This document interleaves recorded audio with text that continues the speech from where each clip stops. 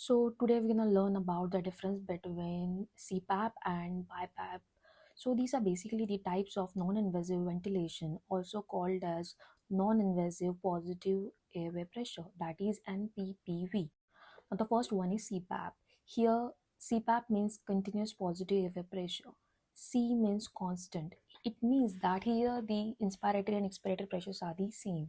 And when to use CPAP?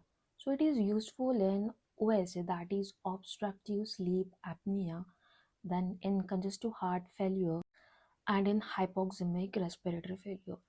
What is hypoxemic respiratory failure? Here the amount of oxygen in blood is low, and it can be caused due to cardiac conditions and lung conditions like COPD, that is chronic obstructive pulmonary disease, ARDS, that is acute respiratory distress syndrome, also in asthma, lung scarring, and in P, that is pulmonary embolism. So what does CPAP does? It increases the cardiac output and decreases the congestion. So the next one is BiPAP, that is bi-level positive airway pressure.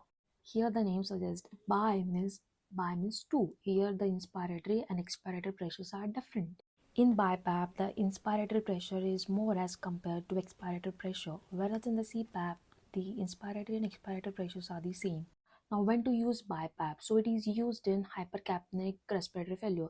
That is, there is too much of CO2 in the blood, and it can be seen in neuromuscular dysfunction, obesity, and lung diseases. It can also be seen in combination of hypercapnia and hypoxemic respiratory failure, that is called as mixed respiratory failure. Then the third is it is a very good option for COPD and heart failure patients. And the fourth one is it's a very good option to prevent intubation. So you might think, so how to see whether an IV is enough or not? So the first one is if the patient hypoxia or hypercapnia is still not improving. Now the second, if the patient is having nausea or MS, that is vomiting, and thick secretions, then you should not opt for an IV because that can increases the chances for aspiration.